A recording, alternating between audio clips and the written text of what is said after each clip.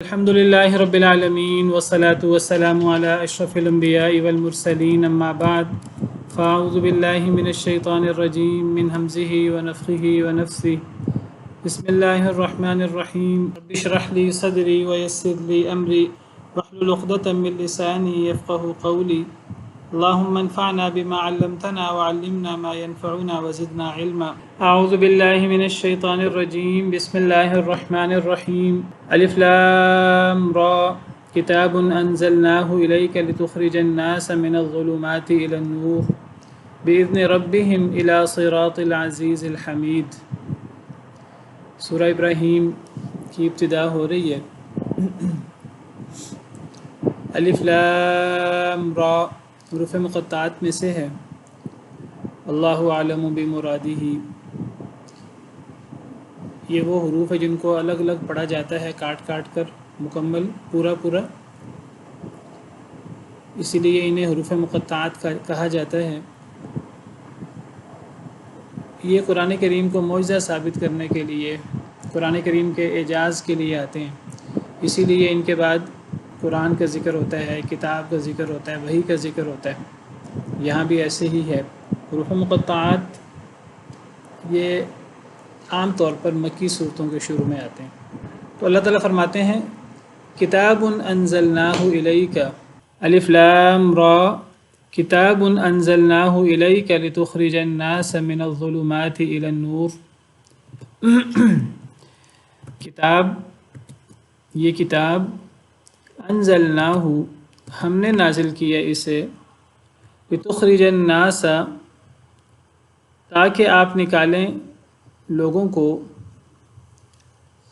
من الظلمات اندھیروں سے، الی النور نور کی طرف، بإذن ربہم ان کے رب کے حکم سے، الی صراط العزیز الحمید اللہ تعالیٰ جو بہت غالب ہیں، بہت تعریف کیے گئے ہیں، ان کے رستے کی طرف۔ تو اللہ تعالیٰ قرآن کریم کا ذکر کر رہے ہیں اور حروف مقطعات کے بعد کتاب کا یعنی قرآن کا ذکر کر رہے ہیں، اور اللہ تعالیٰ فرما رہے ہیں کہ یہ کتاب، یہ کلام کوئی انسانی کلام نہیں ہے، اس کو کسی انسان نے، کسی مخلوق نے اپنے پاس سے نہیں گھڑا، یہ اللہ رب العالمین کی طرف سے ہے۔ ہم نے اس کو نازل کیا ہے، اس کتاب کو، الیک آپ کی طرف، اے اللہ کے رسول صلی اللہ علیہ وسلم۔ کیوں نازل کیا ہے؟ لتخرج الناس من الظلمات الی النور، تاکہ آپ نکالیں لوگوں کو اندھیروں سے نور کی طرف، باذن ربہم اپنے رب کے، ان کے رب کے حکم سے۔ اس سے پتہ لگتا ہے کہ اللہ تعالیٰ نبی بھیجتے ہیں اور نبی پر اپنی کتاب نازل فرماتے ہیں تاکہ نبی لوگوں کو رہنمائی کرے، لوگوں کو اندھیروں سے یعنی گمراہی سے، کفر و شرک سے نور کی طرف نکالے، یعنی ان کو اسلام کی طرف ہدایت دے، حق بات کی طرف ہدایت دے، روشن چیز کی طرف ہدایت دے۔ تو نبی کا یہ کام ہے کہ نبی اللہ کی وحی کے ذریعے لوگوں کو اندھیروں سے نور کی طرف نکالے۔ لیکن نبی رہنمائی تو کر سکتا ہے، بتا تو سکتا ہے، پہنچا تو سکتا ہے، لیکن دل نہیں بدل سکتا۔ دل کیسے بدلیں گے؟ دل کیسے چینج ہوں گے؟ بإذن ربہم ان کے رب کے حکم سے۔ رب کا حکم ہوگا تو لوگوں کو پیغام ملنے کے ساتھ، لوگوں کو میسج ملنے کے ساتھ، رہنمائی کے ساتھ ساتھ لوگوں کے دل بھی بدل جائیں گے، لوگ اسلام بھی قبول کر لیں گے، اس ہدایت کو، اس نور کو اپنا بھی لیں گے، بإذن ربہم۔ یعنی نبی جو اللہ کی مخلوق میں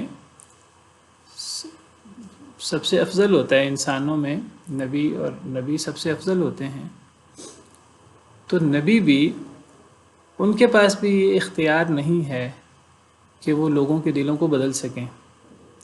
نبی بھی اپنی مرضی سے، اپنے اختیار سے لوگوں کے دلوں کو نہیں پلٹ سکتے۔ ہاں، لوگوں کو حق بات بتا سکتے ہیں۔ اب اللہ کی توفیق ہوگی، اللہ کا حکم ہوگا تو اللہ ان کے سینے کھول دیں گے، جس طرح اللہ تعالیٰ قرآن کریم میں فرماتے ہیں فَمَن يُرِدِ اللَّهُ أَن يَهْدِيَهُ يَشْرَحْ صَدْرَهُ لِلْإِسْلَامِ، اللہ جسے ہدایت دینا چاہتے ہیں اللہ اس کے سینے کو اسلام کے لیے کھول دیتے ہیں۔ وَمَن يُرِدْ أَن يُضِلَّهُ، اور جسے اللہ گمراہ کرنا چاہیں يَجْعَلْ صَدْرَهُ ضَيِّقًا حَرَجًا، تو اللہ اس کے سینے کو تنگ کر دیتے ہیں كَأَنَّمَا يَصَّعَّدُ فِي السَّمَاءِ، گویا کہ وہ آسمانوں کی طرف چڑھ رہا ہے۔ كَذَلِكَ يَجْعَلُ اللَّهُ الرِّجْسَ عَلَى الَّذِينَ لَا يُؤْمِنُونَ، اسی طرح اللہ تعالیٰ نجاست ڈال دیتے ہیں ان لوگوں پر جو ایمان نہیں لاتے۔ تو نبی کے پاس دل بدلنے کا اختیار نہیں ہے، نبی رہنمائی کر سکتا ہے اللہ کے حکم سے۔ نبی دعوت دے تو دل بدل جائیں تو یہ اللہ کے حکم سے ہوگا۔ اسی لیے یہاں فرمایا کہ ہم نے یہ کتاب آپ پر نازل کی ہے، یہ کتاب بھی اور اس کا بیان سنت بھی، تاکہ آپ اس کتاب کے ذریعے لوگوں کو اندھیروں سے نور کی طرف نکالیں، بِإِذْنِ رَبِّهِمْ، لوگوں کے رب کے حکم سے، لوگوں کے رب کی اجازت سے۔ اس سے پتہ لگتا ہے کہ کفر و ضلالت، گمراہی، وہ سراسر اندھیرا ہے، تاریکی ہے، اور جو اسلام ہے، جو ہدایت ہے، وہ نور ہے، وہ روشنی ہے۔ نبی اس کی طرف رہنمائی کر سکتے ہیں، اللہ کا حکم ہوگا تو اللہ کسی کے سینے کو کھول دے تو وہ اس ہدایت کو اپنا لے۔ لَيْسَ لَكَ مِنَ الْأَمْرِ شَيْءٌ أَوْ يَتُوبَ عَلَيْهِمْ أَوْ يُعَذِّبَهُمْ فَإِنَّهُمْ ظَالِمُونَ، اے نبی یہ اختیار ہدایت دینے کا یہ آپ کے پاس بھی نہیں ہے، اللہ کی مرضی ہے کہ اللہ چاہے تو رجوع فرمائے ان پر، اللہ چاہے تو انہیں عذاب دے، وہ ظالم تو ہیں۔ اسی طرح ایک اور جگہ فرمایا إِنَّكَ لَا تَهْدِي مَنْ أَحْبَبْتَ وَلَكِنَّ اللَّهَ يَهْدِي مَن يَشَاءُ، جسے آپ چاہیں اسے آپ ہدایت نہیں دے سکتے، جسے آپ پسند کریں، لیکن اللہ جسے چاہتے ہیں ہدایت دیتے ہیں۔ تو اسے پتہ لگتا ہے کہ ہدایت دینا، دل بدلنا، یہ دل بدلنا نبی کے اختیار میں نہیں ہے، یہ اللہ وحدہ لا شریک کے اختیار میں ہے۔ باقی رہنمائی، سچی بات کر دینا، کسی کے سامنے پہنچا دینا، یہ نبی بھی کر سکتا ہے، اور دیگر علماء، دائی حضرات بھی رہنمائی کر سکتے ہیں۔ تو پتہ لگتا ہے کہ انسان اندھیروں سے نور کی طرف نکل سکتا ہے، تو گمراہی سے ہدایت کی طرف نکل سکتا ہے تو صرف وحی کے ذریعے، اللہ تعالیٰ اور نبی کریم صلی اللہ علیہ وسلم کی تعلیمات کے ذریعے، قرآن و سنت کے ذریعے، اور کوئی ذریعہ نہیں ہے ضلالت سے نکلنے کا، گمراہی سے نکلنے کا۔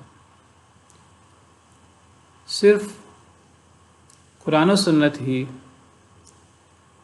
اللہ کی طرف سے اتری ہوئی تعلیمات ہی وہ لوگوں کو اندھیروں سے نور کی طرف لے کے جا سکتی ہیں۔ اندھیروں سے مراد جیسے میں نے ذکر کیا گمراہی ہے، کفر ہے، شرک ہے، بدعات ہیں، خرافات ہیں، اور نور سے مراد اسلام ہے، ہدایت ہے۔ اسی لیے اللہ نے اسے الی صراط العزیز الحمید قرار دیا ہے۔ لوگوں کے رب کے حکم سے نبی لوگوں کو اندھیروں سے نور کی طرف نکالے، لوگوں کے رب کے حکم سے، یعنی اللہ العزیز الحمید کے رستے کی طرف۔ نور کیا ہے؟ وہ اللہ تعالیٰ جو بہت غالب ہیں، بہت تعریف کیے گئے ہیں، ان کا رستہ ہے اسلام۔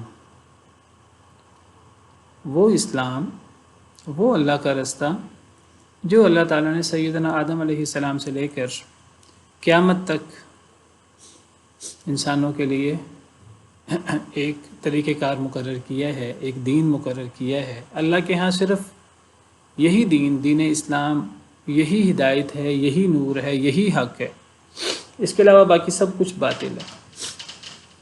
یہی دین اسلام جو نور ہے، ہدایت ہے، برہان ہے، جو اللہ کا رستہ ہے، اللہ العزیز الحمید کا،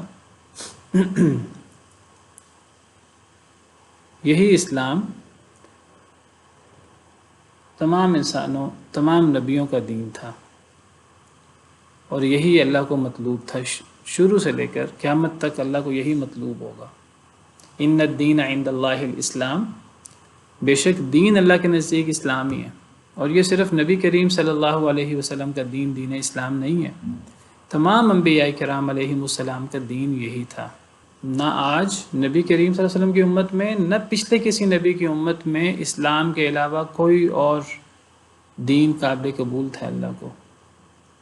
اللہ فرماتے ہیں سورہ آل عمران میں، وَمَن يَبْتَغِ غَيْرَ الْإِسْلَامِ دِينًا فَلَن يُقْبَلَ مِنْهُ، جو اسلام کے علاوہ کوئی اور دین تلاش کرے، جو اللہ کا رستہ ہے، اللہ کا دین ہے، نور ہے، ہدایت ہے، جو اسلام کے علاوہ کوئی اور دین تلاش کرے، فَلَن يُقْبَلَ مِنْهُ، تو اسے ہرگز قبول نہیں کیا جائے گا، وَهُوَ فِي الْآخِرَةِ مِنَ الْخَاسِرِينَ، اور وہ آخرت میں خسارہ اٹھانے والوں میں سے ہوگا۔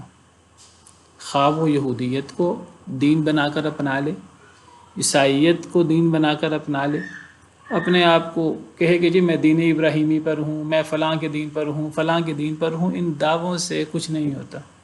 اصل چیز دین، اصل دین اسلام ہے، اور انسان لا الہ الا اللہ بھی پڑھے، اسلام بھی قبول کرے، اور پھر انسان اس کے مطابق عمل بھی کرے، عملی ثبوت بھی دے، تو پھر ہی انسان کی دنیا اور آخرت بہتر ہو سکتی ہے۔ اللہ ولی الذین آمنوا یخرجہم من الظلمات الی النور، سورہ بقرہ میں اللہ فرماتے ہیں اللہ ایمان والوں کے دوست ہیں، اللہ ایمان والوں کو اندھیروں سے نور کی طرف نکالتے ہیں۔ یعنی اللہ تعالیٰ جو بندہ ہدایت حاصل کرنا چاہتا ہے، اللہ اس کے سینے کو کھول دیتے ہیں، اور اللہ تعالیٰ اس سے ہدایت دے دیتے ہیں، اس کے سینے کو اسلام کے لیے واہ کر دیتے ہیں۔ قرآن کریم میں کئی جگہ پر نور قرار دیا گیا ہے، جس طرح اللہ تعالیٰ فرماتے ہیں یا ایھا الناس قد جاءکم برہان من ربکم وانزلنا الیکم نورا مبینا، اے لوگو تحقیق آ چکی تمہارے پاس تمہارے رب کی طرف سے واضح دلیل، برہان، وانزلنا الیکم نورا مبینا، اور ہم نے بھیجا تمہاری طرف واضح نور، ہم نے نازل کیا تمہاری طرف واضح نور، تو قرآن مراد ہے، یہ برہان بھی ہے، یہ نور بھی ہے۔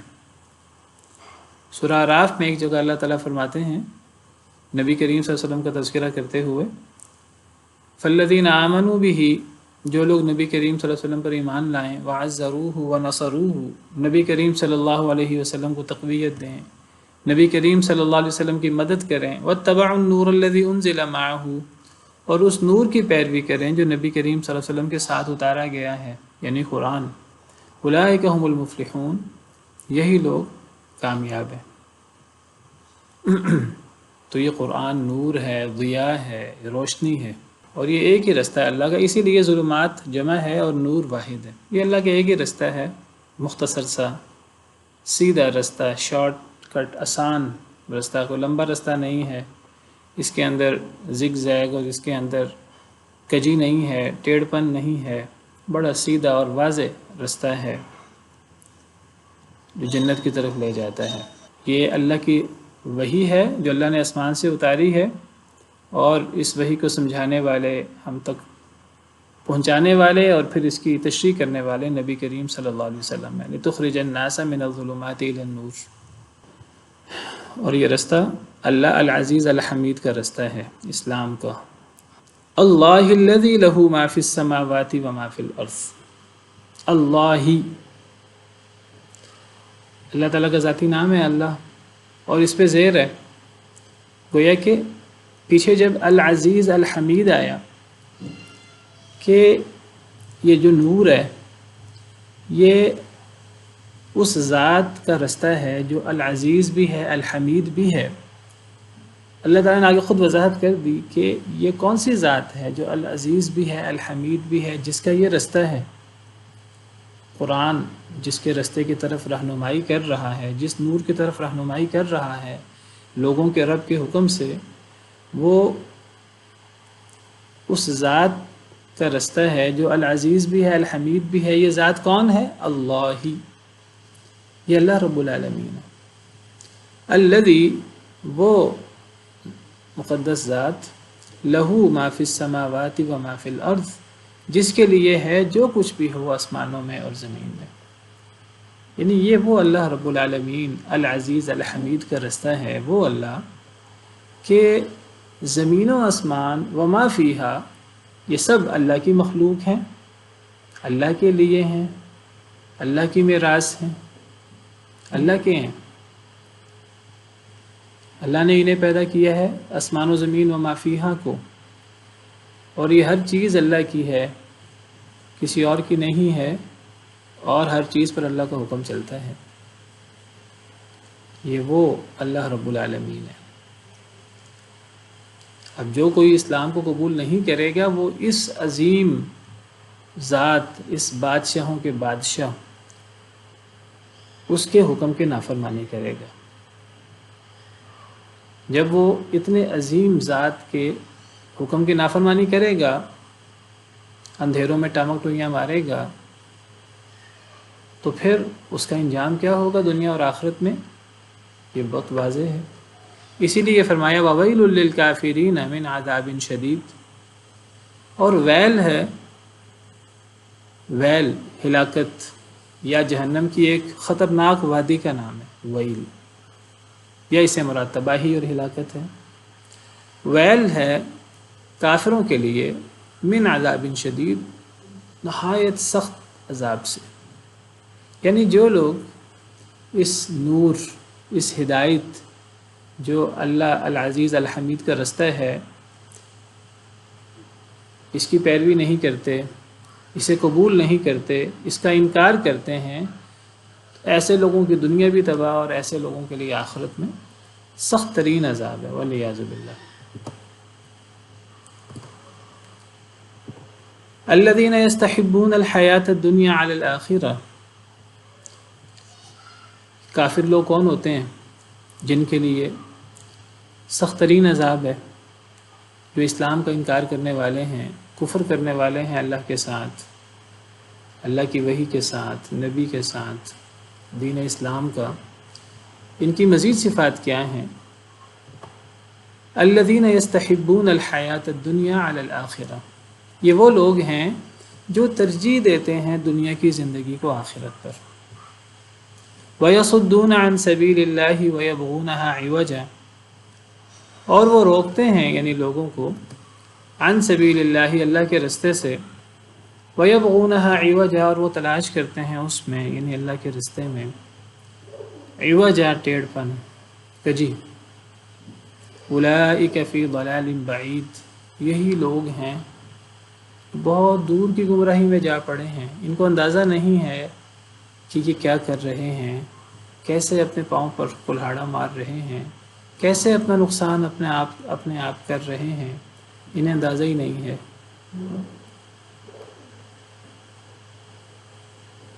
یعنی یہ لوگ نہ صرف راہ حق سے بھٹک گئے ہیں، المیہ یہ ہے انہیں اندازہ بھی نہیں ہے کہ ہم کتنا غلط کام کر رہے ہیں۔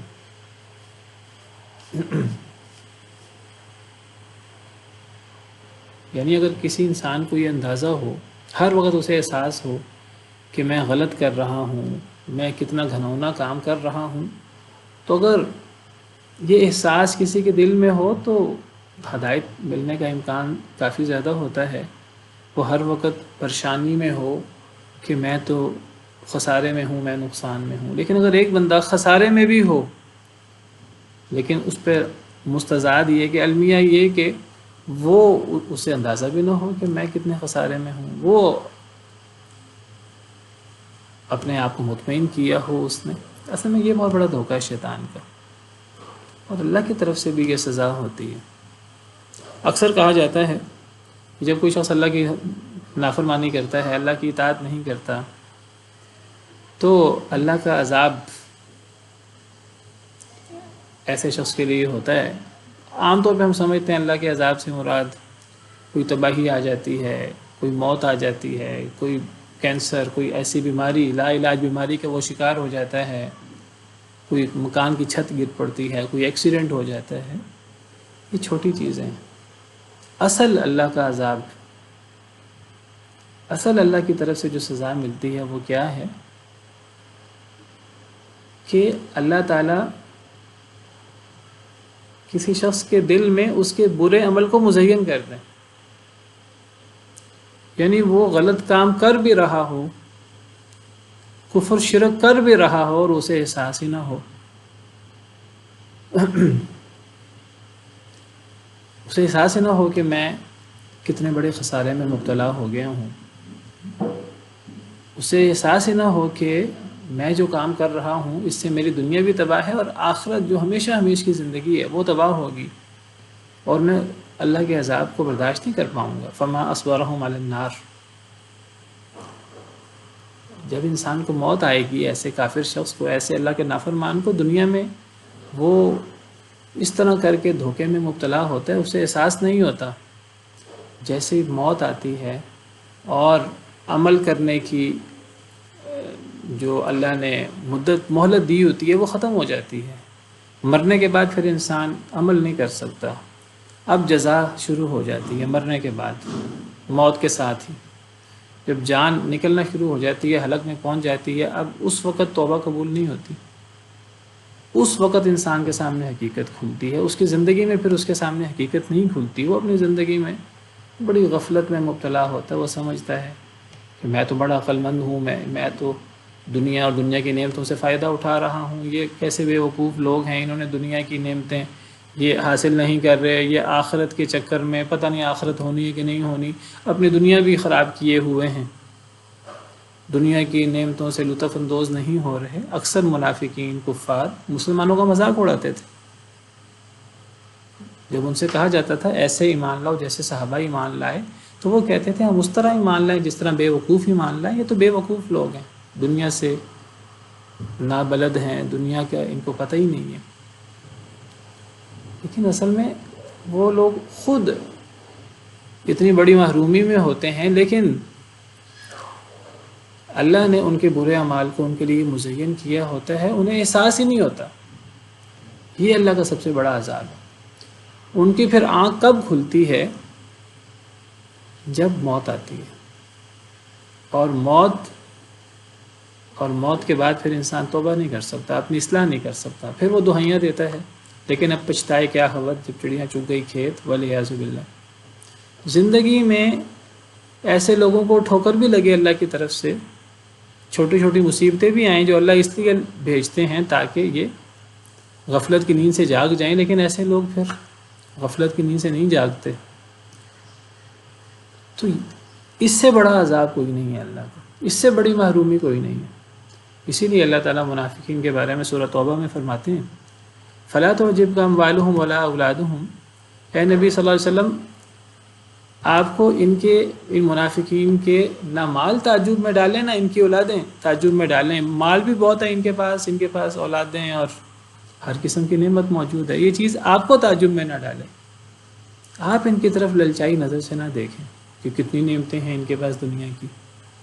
انما یرید اللہ لیعذبہم بہا فی الحیات الدنیا، اللہ تو چاہتے ہیں کہ اللہ انہی مال و دولت کی وجہ سے اس دنیا کی زندگی میں عذاب دے۔ وَتَزْهَقَ أَنفُسُهُمْ وَهُمْ كَافِرُونَ، ان کی جانیں اس حال میں نکلیں کہ یہ کافر ہوں، انہیں پھر مرتے دم تک توبہ کی توفیق بھی نہ ملے، یہ اپنی غفلت کی نیند سے جاگے ہی نہ، والعیاذ باللہ۔ تو یہ اللہ کی مار پڑتی ہے، یہ اللہ کی طرف سے پھر محرومی ہوتی ہے، اور یہ سب سے بڑا عذاب ہے۔ أَفَمَنْ زُيِّنَ لَهُ سُوءُ عَمَلِهِ فَرَآهُ حَسَنًا، کیا پس وہ شخص کہ جس کے برے عمل کو اس کے لیے مزین کر دیا گیا وہ اسے اچھا خیال کرتا ہے، کیا یہ شخص برابر ہو سکتا ہے ایک مسلمان کے؟ ایک سادہ لوح مسلمان جو اللہ کے حکم پر عمل کرنے کے لیے کوشش کرتا ہے، کہیں کمی کوتاہی ہو جائے بشری تقاضے کے تحت اللہ سے توبہ کر لیتا ہے، اللہ سے استغفار کر لیتا ہے، دوسری طرف یہ دنیا میں بڑا یعلمون ظاہرا من الحیات الدنیا، دنیا کی باتیں بڑی جانتا ہے، وَهُمْ عَنِ الْآخِرَةِ هُمْ غَافِلُونَ، لیکن آخرت سے اور حقیقی جو ہماری زندگی ہے، ہمارے مقصد ہے، اس سے یہ غافل ہیں۔ ایسا بندہ ہمیشہ غفلت میں رہتا ہے، اور اس کی جاگ کب کھلتی ہے؟ جب موت آ جاتی ہے، ولیعذ باللہ۔ تو اللہ فرماتے ہیں کہ ایسے لوگوں کے لیے دردناک عذاب ہے، بڑا سخت قسم کا عذاب ہے ایسے کافروں کے لیے۔ اور یہ وہ لوگ ہیں کہ جو دنیا کی زندگی کو آخرت پر ترجیح دیتے ہیں، لوگوں کو اللہ کے راستے سے روکتے ہیں اور اللہ کے راستے میں کجی ٹیڑھ پن تلاش کرتے ہیں۔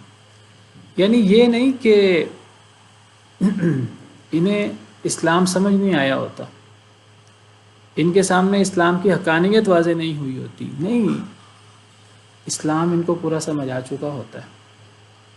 کیونکہ دیکھیں قرآن کریم کی تعلیمات میں تو کوئی ایمبیگوٹی نہیں ہے، واضح ہے، الکتاب المبین ہے، تلک آیات الکتاب المبین، تلک آیات الکتاب الحکیم۔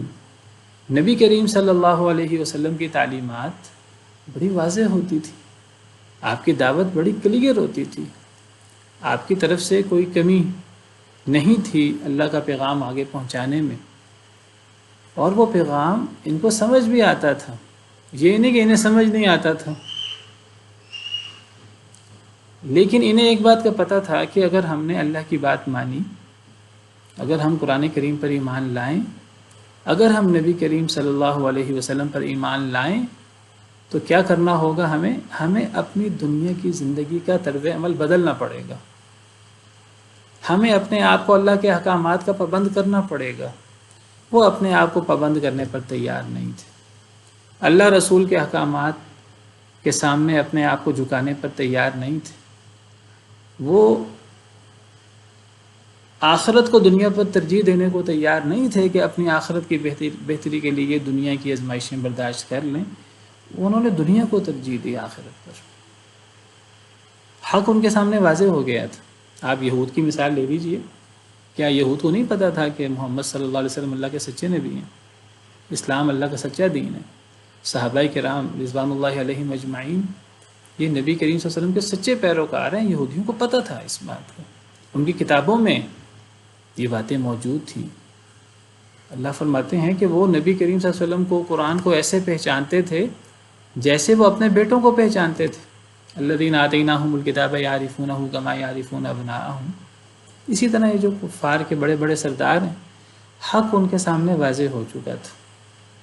حضرت موسیٰ اور فرعون کا ذکر قرآن میں جگہ جگہ ہے، اور اللہ تعالیٰ قرآن کریم میں بڑے صراحت سے فرماتے ہیں فرعون اور آل فرعون کا ذکر کرتے ہوئے، وَجَحَدُوا بِهَا وَاسْتَيْقَنَتْهَا أَنفُسُهُمْ ظُلْمًا وَعُلُوًّا، کہ فرعون آل فرعون نے اللہ کی آیات کا انکار کیا حالانکہ ان کے دل یقین کر چکے تھے کہ حضرت موسیٰ علیہ السلام کی تعلیمات سچی ہیں، حضرت موسیٰ علیہ السلام معجزات پیش کر رہے ہیں، لیکن انہوں نے ظلم کرتے ہوئے، تکبر کرتے ہوئے انہوں نے اللہ کی آیات سے، اللہ کے دین سے جحود کیا، انکار کیا۔ تو ان کا معاملہ بھی یہی ہے، یہ نہیں کہ ان کے سامنے حق واضح نہیں ہے، حق واضح ہے ان کے سامنے، لیکن یہ حق کے لیے قربانی دینے کو تیار نہیں ہے، یہ اپنی زندگی بدلنے کو تیار نہیں ہے، یہ اپنا سر اللہ رسول کے سامنے جھکانے پر تیار نہیں ہے، یہ آخرت کو دنیا پر ترجیح دینے کو تیار نہیں ہیں۔ یہ وہ لوگ ہیں الذین یستحبون الحیات الدنیا علی الآخرہ، یہ وہ لوگ ہیں جو دنیا سے محبت کرتے ہیں، دنیا کو ترجیح دیتے ہیں آخرت پر۔ جو دنیا کو آخرت پر ترجیح دے تو ایسا بندہ، اس کا طرز عمل کبھی بھی تقوی والا نہیں ہو سکتا۔ تقوی، اللہ کا ڈر صرف اسے ہو سکتا ہے جو آخرت کو دنیا پر ترجیح دے، جو اپنی اصلاح کی کوشش کرے۔ نبی کریم صلی اللہ علیہ وسلم نے فرمایا تھا قریش سے، قولوا لا الہ الا اللہ، تم لا الہ الا اللہ کہہ دو تفلحوا، تم کامیاب ہو جاؤ گے، تملک العرب والعجم، تم عرب اور عجم کے مالک بن جاؤ گے، دنیا میں تمہیں غلبہ بھی ملے گا۔ لیکن ایک تو انہیں پتہ تھا لا الہ الا اللہ کہنے کا مطلب کیا ہے، ان کو پتہ تھا لا الہ الا اللہ کہنے کا مطلب پوری زندگی ہماری چینج ہو جائے گی، ہمیں اللہ رسول کے ہر حکم پر عمل کرنا پڑے گا۔ وہ نہیں چاہتے تھے اپنی زندگی بدلنا، وہ اللہ رسول کے حکم کے سامنے سر جھکانا نہیں چاہتے تھے۔ کیا وہ عرب و عجم کے مالک نہیں بننا چاہتے تھے؟ دنیا کا فائدہ بھی نہیں چاہتے تھے، وہ چاہتے تھے دنیا کا فائدہ، لیکن انہیں پتہ تھا کہ دنیا کا فائدہ فوری نہیں ملے گا، فوری طور پر آزمائش ہوگی، فوری طور پر ہمیں اپنا عیاشی والا طرز زندگی چینج کرنا پڑے گا، یہ اگر دنیا کی نعمتیں ملیں بھی ایمان اور تقوی کے بعد، قرآن کریم میں تو جگہ جگہ اللہ نے وعدہ بھی کیا ہے ایمان اور تقوی کے ساتھ دنیا کی نعمتیں بھی ملتی ہیں، لیکن وہ دنیا کی نعمتیں وہ لیٹ ملتی ہیں۔ اللہ کی آزمائش ہوتی ہے بڑی سخت قسم کی، پھر اس کے بعد اللہ کی طرف سے انعامات آتے ہیں، وہ آزمائش جھیلنے کو تیار نہیں ہوتے۔ اب دیکھیے اللہ معاف کرے، آج بھی بہت سارے مسلمان جو ہم اپنے آپ کو مسلمان کہتے ہیں، ہمارا بڑا مسئلہ یہ ہے ہم اپنی طرز زندگی نہیں چینج کرنا چاہتے، ہم آخرت کو دنیا پر ترجیح نہیں دینا چاہتے۔ جو آخرت کو دنیا پر ترجیح دے گا تو اس کی زندگی مسلمانوں والی زندگی ہوگی، اس کی زندگی اللہ کے ڈر والی زندگی ہوگی، اس کی زندگی عام لوگوں سے فرق ہوگی۔ لیکن اگر ایک بندہ اپنے آپ کو مسلمان بھی کہہ رہا ہے لیکن وہ جو بس اچھا لگ رہا ہے، جو دل من کو بھا رہا ہے، اسی پر عمل کرتا ہے، تو یہ کیسا ایمان ہے، یہ کیسا اسلام ہے؟ تو اللہ فرماتے ہیں ان کا اصل مسئلہ یہ ہے کہ یہ دنیا کی زندگی کو آخرت پر ترجیح دیتے ہیں۔ ان کا مسئلہ یہ نہیں کہ انہیں حق سمجھ نہیں آیا، حق ان کے سامنے واضح نہیں ہے، حق واضح ہے ان کے سامنے، لیکن ان کو پتہ ہے حق قبول کریں گے تو پھر اپنی زندگی چینج کرنی پڑے گی، قربانیاں دینی پڑیں گی، یہ وہ نہیں کرنا چاہتے، تو یہ دنیا کی زندگی کو آخرت پر ترجیح دیتے ہیں۔ اب جب دنیا کی زندگی کو آخرت پر ترجیح دیتے ہیں، گویا کہ حق قبول نہیں کرتے، تو پھر ان کو پتہ ہے حق کیا ہے لیکن یہ حق قبول نہیں کرنا چاہتے کہ اپنی زندگی کو چینج کرنا پڑے گا، پھر یہ کیا کرتے ہیں؟ تو میں ذکر کر رہا تھا کہ ان کا مسئلہ یہ نہیں ہے کفار کا کہ انہیں حق سمجھ نہیں آیا، لا علم ہے۔ لا علمی اگر ہو تو اس کا علاج تو یہ ہوتا ہے کہ جب علم آ جائے تو لا علمی ختم ہو جاتی ہے۔ ان کا مسئلہ لا علمی نہیں ہے، ان کا مسئلہ ہے کہ سمجھتے ہیں حق کیا ہے باطل کیا ہے، لیکن یہ اپنے آپ کو بدلنا نہیں چاہتے۔ ان کا اصل مسئلہ بغاوت ہے، ہٹ درمی، نہ ماننا۔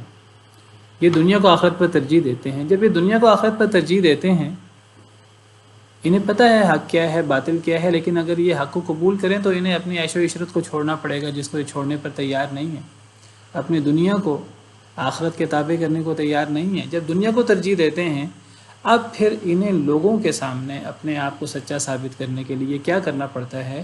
انہیں پھر اللہ کے راستے میں کجی تلاش کرنی پڑتی ہے۔ انہیں لوگوں سے کہنا پڑتا ہے کہ یہ اسلام سچا دین نہیں ہے، اس لیے ہم نے قبول نہیں کیا۔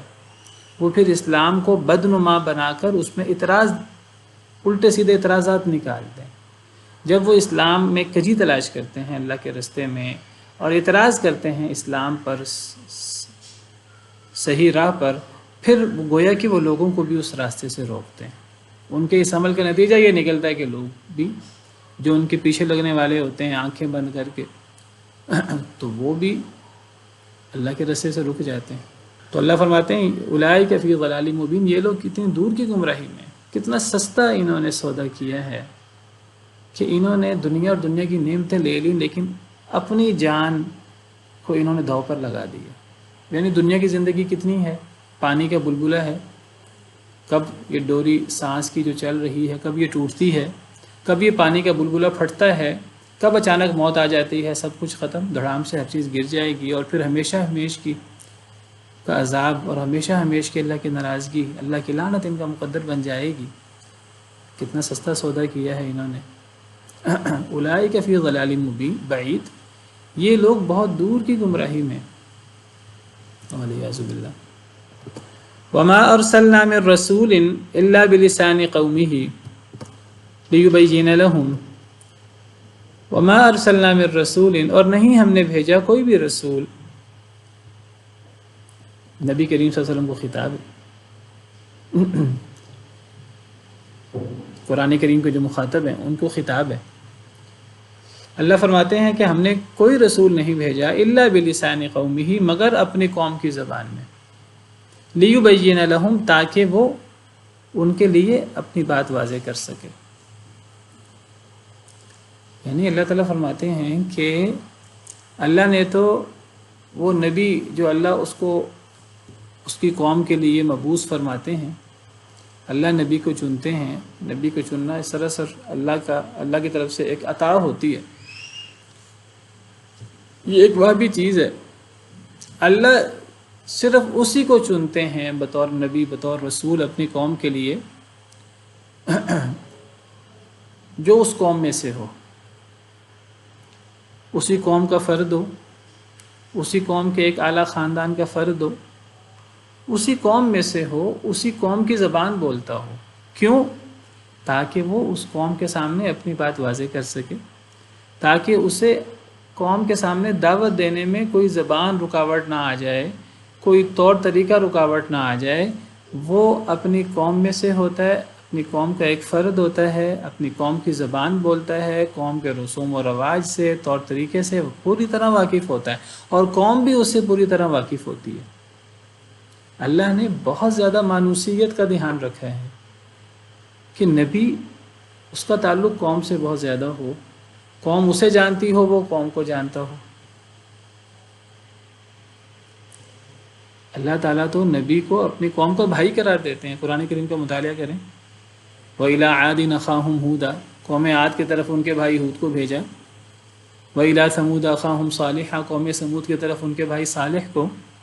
وَإِلَىٰ مَدْيَنَ أَخَاهُمْ شُعَيْبًا، مدین کی طرف ان کے بھائی شعیب کو۔ كَذَّبَتْ قَوْمُ نُوحٍ الْمُرْسَلِينَ إِذْ قَالَ لَهُمْ أَخُوهُمْ نُوحٌ أَلَا تَتَّقُونَ، جب قوم نوح کو ان کے بھائی نوح نے کہا، اذ قال لهم اخوهم لوط، جب انہیں ان کے بھائی لوط نے کہا علیہم السلام اجمعین۔ اللہ نبیوں کو اپنی قوم کا بھائی قرار دیتے ہیں، اور یہاں بھائی سے مراد یعنی خونی طور پر اس برادری سے ہونا، اس قبیلے سے ہونا، اس قوم سے ہونا مراد۔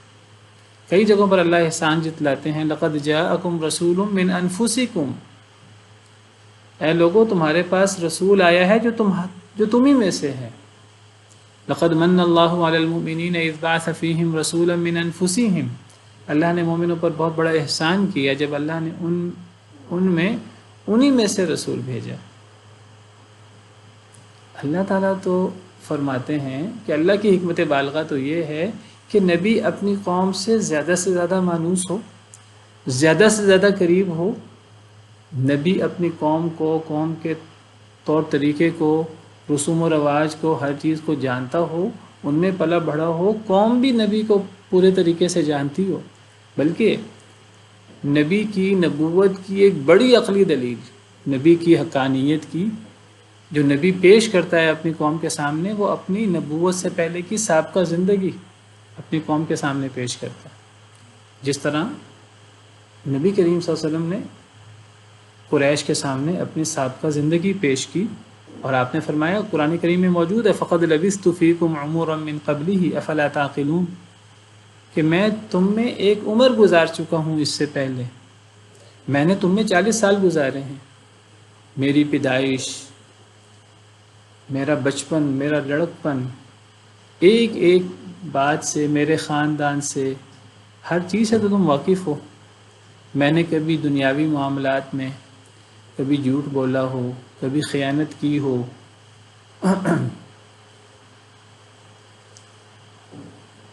میں نے کبھی نبی بننے سے پہلے کوئی شرک کیا ہو، کوئی خرافات میں مبتلا ہوا ہوں۔ میری زندگی تمہارے سامنے کھلی کتاب کی طرح ہے۔ وہ اس بات کی دلیل ہے کہ میں نے پوری زندگی جھوٹ نہیں بولا، میں نے خیانت نہیں کی۔ تم مجھے نبی بننے سے پہلے الصادق الامین کہا کرتے تھے، سردار اور سردار کا بیٹا کہا کرتے تھے، تو اب نبی بننے کے بعد میں اللہ پر جھوٹ بولوں گا؟ میں نے کبھی انسانوں کے معاملے میں جھوٹ نہیں بولا، خیانت نہیں کی، اب اللہ کے معاملے میں خیانت کروں گا، غلط بیانی کروں گا دنیاوی مفادات حاصل کرنے کے لیے؟ تو نبی اپنی قوم میں سے ہوتا ہے، اور نبی کی زبان وہی ہوتی ہے جو قوم کی زبان ہوتی ہے۔ اگر قوم عربی بولتی ہے، نبی عربی بولتا ہے۔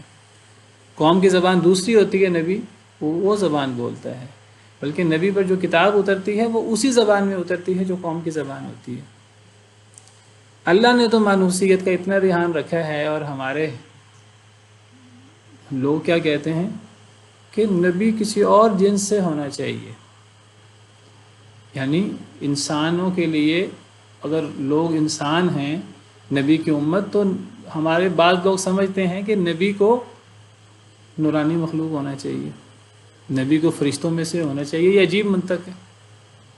اللہ فرماتے ہیں کہ نبی اپنی قوم سے زیادہ مانوس ہو، زیادہ سے زیادہ قریب ہو، نبی اسی قوم کا فرد ہو، انہی میں سے ہو، انہی کا بھائی ہو، انہی کی برادری سے ہو، نبی انہی کی زبان بولے۔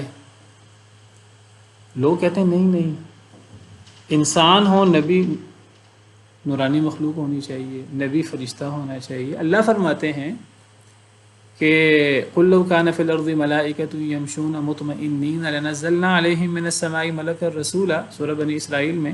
اے اللہ کے نبی صلی اللہ علیہ وسلم آپ فرما دیجئے کہ اگر اس دنیا میں فرشتے بستے ہوتے تو ہم آسمان سے فرشتہ رسول اتار دیتے۔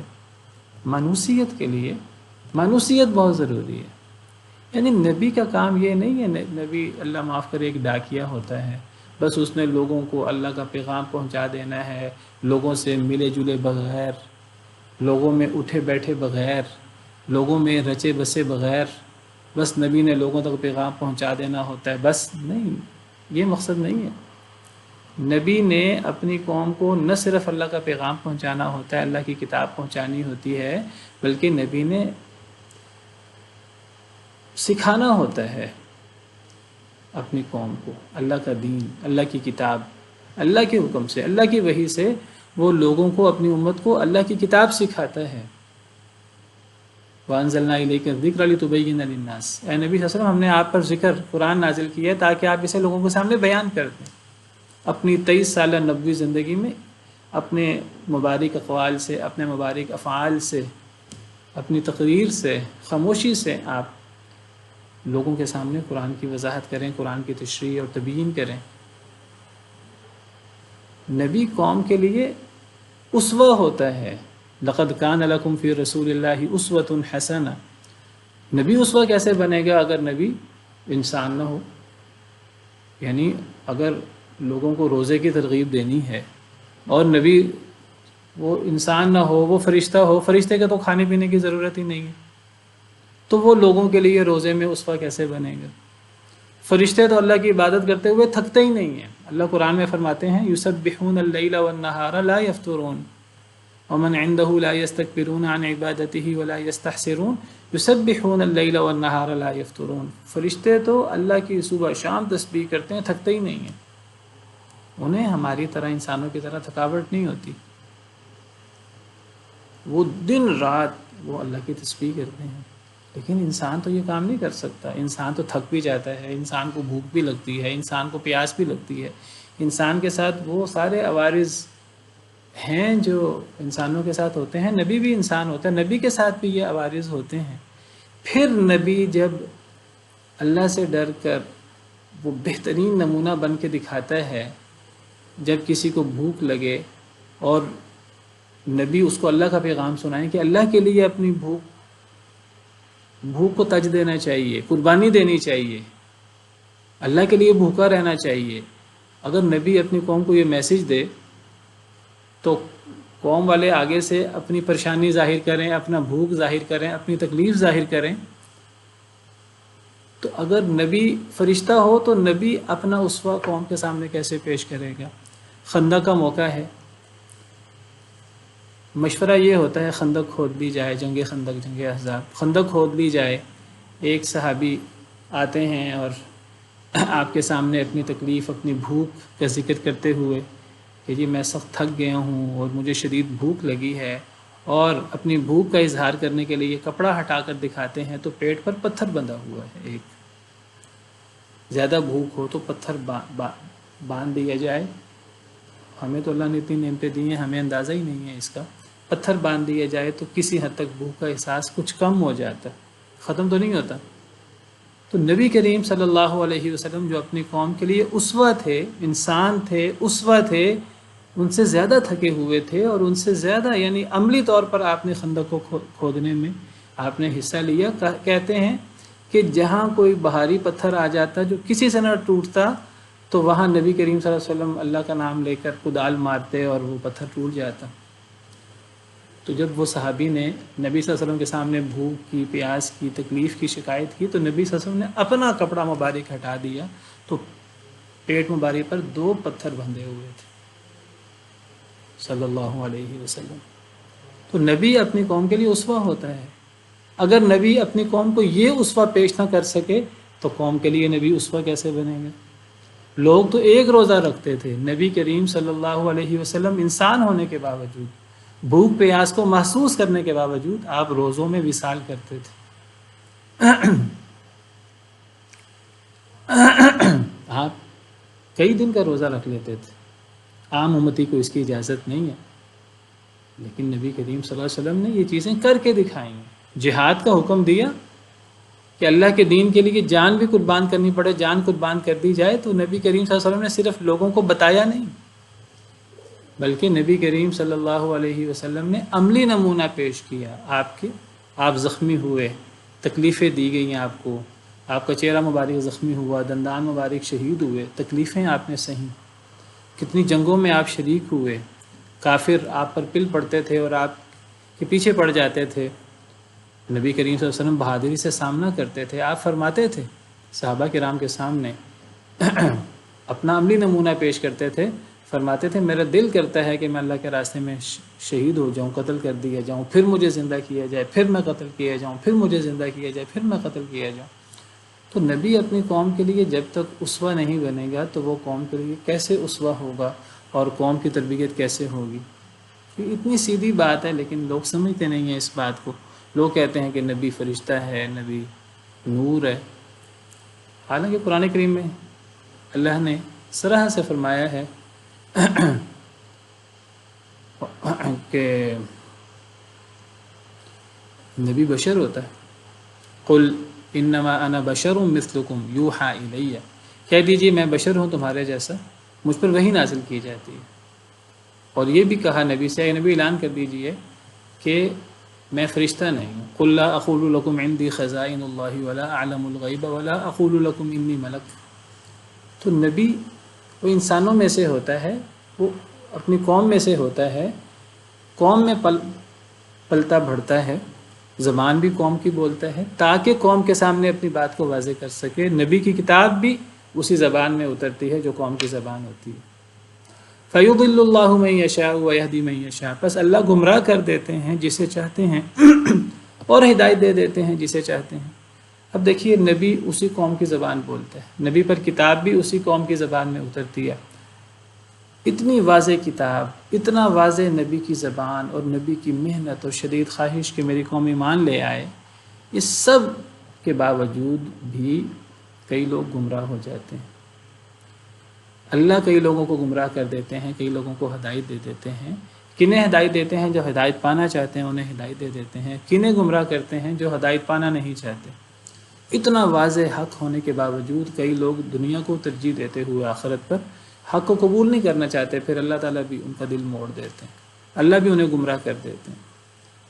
وَهُوَ الْعَزِيزُ الْحَكِيمُ، اور اللہ تعالیٰ بہت غالب، بہت حکمت والے ہیں. اللہ جسے چاہے گمراہ کریں، جسے چاہے ہدایت دیں. چلیں وقت ختم ہو گیا ہے، اسی پر بس کرتے ہیں. سبحان ربک رب العزت عما یصفون وسلام علی المرسلین والحمد للہ رب العالمین. ہم انشاءاللہ شام کی کلاس جو 8 بجے ہوگی اس میں ہم یہیں سے آیت نمبر 5 سے آگے شروع کریں گے. السلام علیکم ورحمۃ اللہ وبرکاتہ.